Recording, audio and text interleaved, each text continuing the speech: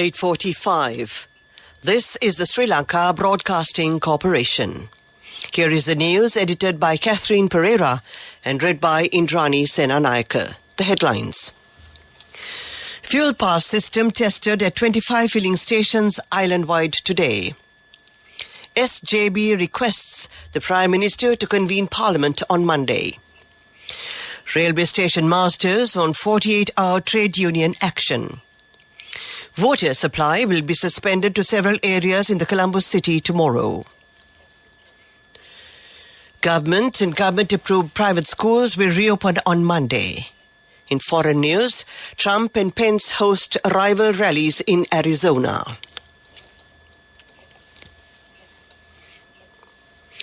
The Ministry of Power and Energy says the pilot project to test the National Fuel Pass (NFP) system was tested at 25 filling stations in all districts today. Over the last 2 days, the pilot project was tested only at selected filling stations located in the Colombo district. The Power and Energy Ministry, with technical support of the Institute of Information and Communication Technology Agency, ICTA, introduced the NFP system to allow the general public to purchase a guaranteed quota of fuel per week for their personal vehicles.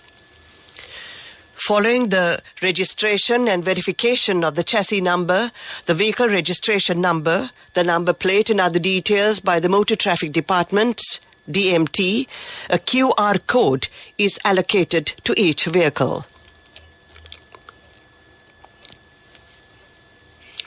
The main opposition, Sambagi Jana Balawega, has requested Prime Minister Dinesh Gunawardena to convene Parliament on Monday to take up a debate on the attack on peaceful protesters and the current situation in the country. In a letter directed to the Premier, Chief Opposition Whip MP Lakshman Kiriella said, the attack on the Gota Go Home protest site at Goldface Green by the troops in the early hours of Friday is a blow to democracy. The incident has been vehemently condemned by the international community and it can damage the country's image further, the SJB pointed out. Meanwhile, the economic crisis faced by Sri Lanka at the moment will worsen owing to yesterday's incident, the main opposition stressed. This news comes to you from the Sri Lanka Broadcasting Corporation. We continue with local news. The Station Masters Union says its members have commenced a token strike this evening in protest of the train ticket fare revision. Accordingly, station masters will refrain from issuing normal railway tickets for a period of 48 hours effective from 6 p.m. today. Earlier today, the Railways Department announced that the increased train ticket fares are effective from today. However, the station masters in response said they would continue to sell tickets at all prices. In a letter directed to the General Manager of Railways, the Station Masters Union said the Railway Department has continuously disregarded the requests to rectify the discrepancies in railway fare revisions identified by them. The water supply will be suspended to several areas in the city of Colombo due to the essential maintenance activities tomorrow. Accordingly, the Water Supply and Drainage Board says that the water supply to Colombo 7, 8, 9 and 10 will be suspended from 11 p.m. tonight to 6 a.m. tomorrow. A Gazette Extraordinary has been issued appointing Vajira Abeyewardena to the United National Party's national list. The parliamentary seat left vacant after Ranil Wickremesinghe was elected to the office of President. The main news story is brought to you by Siddha Lepaweda Mahatmaya. The Ministry of Education says that all government and government-approved private schools will resume academic activities from Monday. Accordingly, when schools resume, students will be expected to come to schools on Monday, Tuesday and Thursdays, while online learning methods will be followed on Wednesdays and Fridays, the Education Ministry said. The main news story was brought to you by Siddha Lepaweda Mahatmaya. The Ministry of Power and Energy says that registration to obtain fuel should be conducted only by using the official website that has been given by the government. Many problems have arisen by providing personal information to fake websites. Therefore, the ministry has requested the public to be vigilant in this regard. That was Watchlight. World News headlines. Trump and Pence host rival rallies in Arizona. Agreement allows grain shipments from Ukraine ports. Temperatures of 40 degrees centigrade expected this weekend in China. Donald Trump and his former Vice President, Mike Pence, have held rival rallies for Republican candidates hoping to be Arizona's state governor. Mr. Trump spoke at an event for Kari Lake, who backs his false claims about election fraud, while Mr. Pence supports her opponent, Karim Taylor Robson. Mr. Trump and Mr. Pence could both be running for the U.S. presidency in 2024. They fell out after Mr. Trump accused Mr. Pence of failing to block President Joe Biden's election victory in 2020. Mr. Trump claimed the election was stolen from him and wanted his vice president to refuse to certify the election result. But Mr. Pence decided this would be illegal. The invasion of Ukraine has threatened the lives of people far from the front lines. They have seen Russian forces block millions of tons of grain from leaving ports on the Black Sea. Now, mediators from the United Nations and Turkey have helped strike a deal to free up the shipments and avoid global starvation. UN Secretary General Antonio Guterres said, "Today there is a beacon on the Black Sea. A beacon of hope, a beacon of possibility, a beacon of relief in a world that needs it more than ever." Parts of China are said to experience searing temperatures over the next 10 days as a heat wave takes hold.